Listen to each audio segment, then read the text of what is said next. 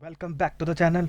दोस्तों, आज के वीडियो में हम लोग बात करेंगे आरबीआई ने जो पर्सनल लोन और क्रेडिट कार्ड के जो रूल्स हैं वो टाइटन कर दिए हैं, जिससे कि बैंक्स को कोई लॉस ना हो।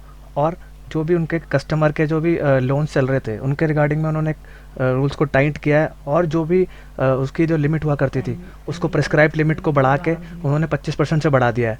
तो हम लोग पूरा ये सिनेरियो समझते हैं कि ये क्यों हुआ और आरबीआई ने डिसीजन क्यों लिया। तो दोस्तों, वीडियो को स्टार्ट करते हैं। अभी पूरा सिनेरियो समझने के पहले हम लोग पढ़ लेते हैं कैपिटल एडुकेसी रेशियो का मतलब क्या होता है। कैपिटल एडुकेसी रेशियो का मतलब होता है कि बैंक अपने ऑब्लिगेशन को कितना मीट कर पा रहा है। ये पूरा कैपिटल एडुकेसी रेशियो बताता है कि अपने जो भी आपके बैंक हैं, बैंक अपनी ऑब्लिगेशंस को मीट कर पा रहा है या नहीं कर पा रहा। अब इसका जो भी कैपिटल एडुकेसी रेशियो का जो फॉर्मूला होता है कि आपका tier 1 capital plus tier 2 capital divide by risk weighted asset. कि आपकी जो टायर 1 कैपिटल सिंपली समझ लेते हैं कि जो बैंक के पास अपने लॉस को मैनेज करने के लिए जो फंड्स पड़े होते हैं वो होता है टायर 1 कैपिटल।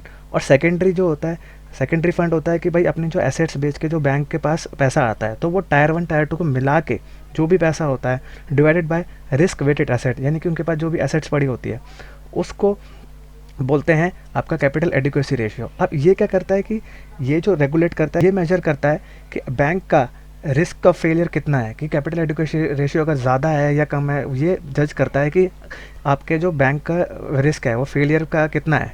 और ये जज करता है कि जो भी डिपॉजिटर है उसका पैसा प्रोटेक्टेड रहे और स्टेबिलिटी रहे बैंक में।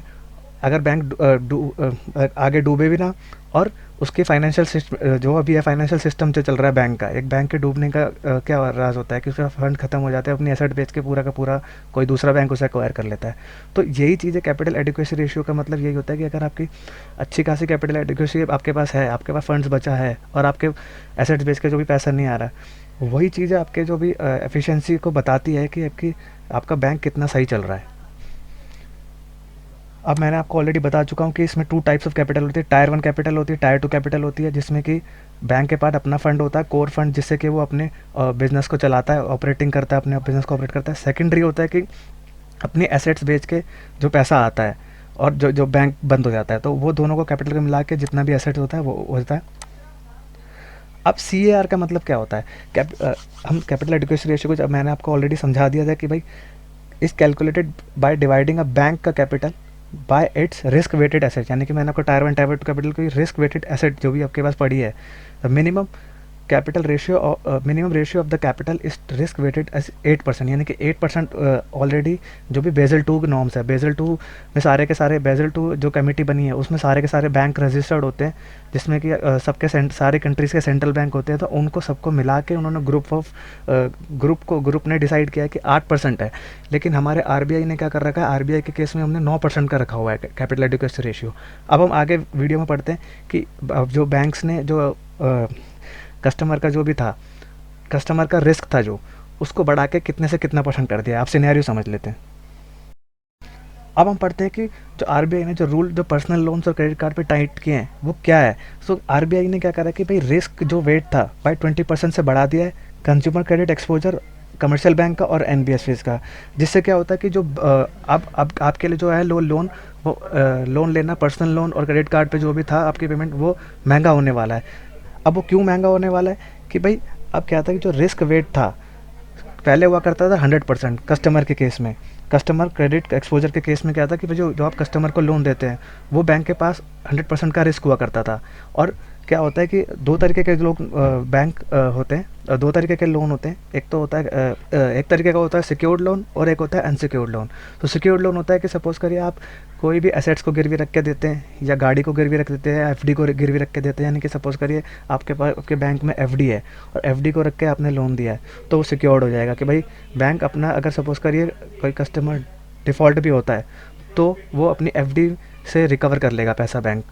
और सपोज़ करिए कोई गाड़ी गिरवी रखी हो आपने और उसकी वैल्यू 7-8 लाख थी और आपने 5 लाख का लोन लिया है, तो वो गाड़ी बेच करके बैंक रिकवर कर लेगा। और कभी और उसके केस में होता है, घर के केस में घर भी होता है कि उसमें अगर आपने घर के होम लोन लिया है तो घर को गिरवी रख के वो लोन लेते हैं। और पर्सनल लोन के केस में भी यही होता है कि अगर आप घर गिरवी रख के पर्सनल लोन लेते हैं तो क्या होता है कि अगर वो लोन नहीं चुका पाते तो बैंक घर बेच के वो रिकवरी करता है, तो इसे बोलते हैं सिक्योर्ड लोन। अनसिक्योर्ड लोन होता है जैसे हम लोग पर्सनल लोन उठा के दे देते हैं किसी को भी, और क्रेडिट कार्ड पे भी उठा के पेमेंट दे देते हैं। तो पर्सनल लोन के केस में क्या होता है कि 100% रिस्क होता है कि वो रिकवर नहीं करेगा तो बैंक कहाँ से पैसा लेगा। तो उसी के इसमें क्या होता है कि इन्होंने बैंक ने आरबीआई ने क्या करा, 100% से बढ़ा के 125% कर दिया उसके रिस्क, यानी कि जो रिस्क था पहले 100% का हुआ करता था, अब 100% हो गया है। तो ये 25% का क्यों इन्होंने ये रखा गया, बढ़ाया है, इसलिए बढ़ाया है कि इन्होंने कि सपोज़ करिए 100% तो आपने 1 लाख रुपए का लोन दिया, 1 लाख रुपए का लोन अगर आप देते हैं तो आपकी बैंक के ऊपर होता है कि 1 लाख रुपए रिकवर करना है। 25% का क्या होता है, इनका खर्चा होता है कि भाई नोटिस भेजना, वकील का खर्चा और घर पे आके आना। तो इसके केस में क्या होता है कि सारी चीज़ें मिला के 25% तक का आपका खर्चा ऑलरेडी लग जाता है। तो उसी केस में बैंक ने क्या करा कि 100 से लेकर 125% तक की इन्होंने बढ़ा दी, जिससे कि इनका रिस्क फैक्टर जो होता है, जो कि पैसा पड़ा होता है, जो भी पैसा बैंक के पास होता है, तो कि भाई आपको मेंटेन करके रखना है अपने पास कि बैंक इंसॉल्वेंट ना हो जाए या दिवालिया ना हो जाए, इस चक्कर में उनके पास ज़्यादा पैसा रहे। तो इस वजह से इन्होंने 125% कर दिया है। मैं यहीं पे ये सारी बातें यहीं पर ही हो रही हैं।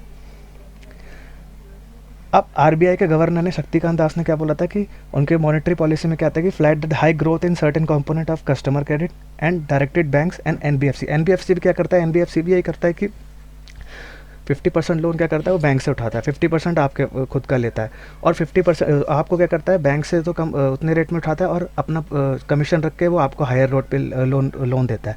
तो उसके केस में क्या कर रहा था कि वो यही बोल रहा है कि बैंक को और एनबीएफसी को डायरेक्ट किया कि अपने इंटरनल सर्वेलेंस मैकेनिज्म को देखिए, एड्रेस करिए और रिस्क फैक्टर को देखिए कि भाई आपके ऊपर कितना रिस्क है, कि अगर आप लोन दे रहे हैं तो वो रिकवरी आप कर पाएंगे नहीं कर पाएंगे। तो उसी केस में आरबीआई के जो गवर्नर थे शक्तिकांत दास ने उन्होंने रॉन किया है।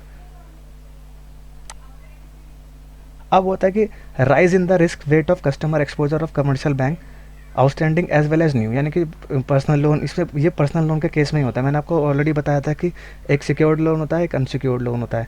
तो सिक्योर्ड लोन होता है तो वो मैंने आपको बता दिया कि भाई इसमें हाउसिंग लोन नहीं आता, एजुकेशन लोन नहीं आता, व्हीकल लोन नहीं आता, और गोल्ड एंड ज्वेलरी जो भी होता है ये नहीं आते, सिर्फ पर्सनल लोन ही आता है, और वो भी अनसिक्योर्ड होता है।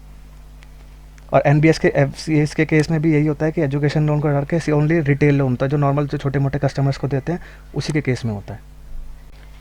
अब दोस्तों यहाँ पे हम एग्जांपल से समझ लेते हैं कि जो आपको इन्होंने जो रेट बढ़ाया है, अब यहाँ पे क्या होता है सीएआर का पूरा समझ लेते हैं हम लोग कि भाई कैपिटल एडिक्वेसी रेशियो कैसे काम करता है और ये कितना मेंटेन होना चाहिए, और अगर ज़्यादा है तो कितना है, नहीं तो कम है तो कितना मेंटेन करना चाहिए। और रिस्क वेटेड एसेट का मतलब हमने पढ़ा नहीं था तो वो पढ़ लेते हैं कि कितना कैपिटल बैंक के पास रहना चाहिए जिससे कि वो अपने रिस्क को मिनिमाइज़ कर पाए, यानी कि अपने इंसॉल्वेंसी जो दिवालिया होने का जो भी रिस्क है उतना पैसा उनके पास रहना चाहिए जिससे कि बैंक दिवालिया ना हो पाए। तो रिस्क वेटेड एसेट का मतलब ये होता है। अब यहाँ पे हम लोग फॉर्मूला से पढ़ लेते हैं कि tyre 1 capital, tyre 2 capital already मैंने बताया था, रिस्क वेटेड एसेट मैंने आपको बताया था। अब यहाँ पे फॉर्मूले से यहाँ पे एक एग्जांपल है उससे समझ लेते हैं कि suppose ACME bank has 20 million in tyre 1 capital, 5 million in tier 2 capital, and it has loan that has been weighted and calculated as per 65 million.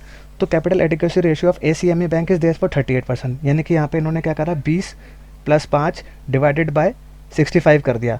तो उनका इतना जिसको डिवाइड करेंगे तो आपका टोटल आ जाएगा 38%। तो वो कह रहे हैं कि CAR 30% is high capital adequacy ratio. This mean that ACME bank should be able to weather financial downturn and losses associated with it loan. वो कह रहे हैं कि अगर हाई आपका कैपिटल एडिक्वेसी रेशियो होगा, हमारे केस में तो आरबीआई ने 9% रखा है, लेकिन ये तो एक एग्जांपल के तौर पे आपको 38% मैंने एक एग्जांपल के तौर पे समझाया है। अगर आपका हाई कैपिटल एडिक्वेसी रेशियो है, परसेंटेज है, तो यानी कि आपका जो बैंक है वो अपने सारे लॉसेस को बेयर कर सकता है और उसके बाद भी बच सकता है। और it is less likely than the bank with less than minimum CAR to become insolvent, यानी कि अगर एक मिनिमम क्राइटेरिया जो आरबीआई ने हमारा 9% रखा है, अगर 9% से नीचे रह जाएगा CAR तो आपका बैंक दिवालिया हो जाएगा।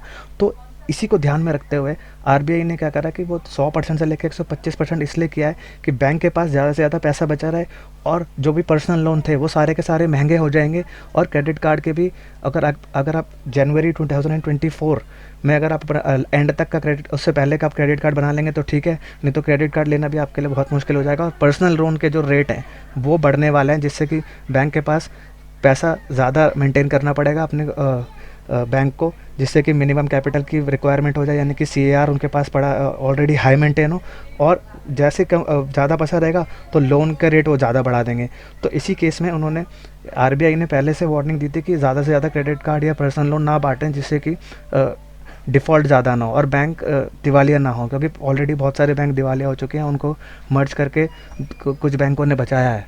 तो इसी केस में उन्होंने, आरबीआई ने ये इंक्रीज़ किया है जिससे कि बैंक दिवालिया होने से बचें। तो दोस्तों, अगर ये वीडियो इन्फॉर्मेटिव लगी और इस वीडियो में आपको कुछ सीखने को मिला हो तो मेरे चैनल को लाइक, सब्सक्राइब और शेयर करिए और बेल आइकन भी प्रेस कर दीजिए, जिससे कि मैं ऐसे ही आपके लिए इन्फॉर्मेटिव वीडियोस लेके आता रहूँ, जिससे कि आपको पता रहे कि कौन से कंप्लायंसेस कब करने हैं और आपके लिए क्या फ़ायदेमंद है और क्या नुकसान है। Thank you very much. और गाइस, एक इंपॉर्टेंट इन्फॉर्मेशन और है, इस नियर फ्यूचर में मैं TDS, income tax, GST, tally से रिलेटेड कोर्सेज लॉन्च करने जा रहा हूँ, जो कि बहुत ही रीज़नेबल चार्जेस में आपको अवेलेबल हो जाएंगे। Thank you very much.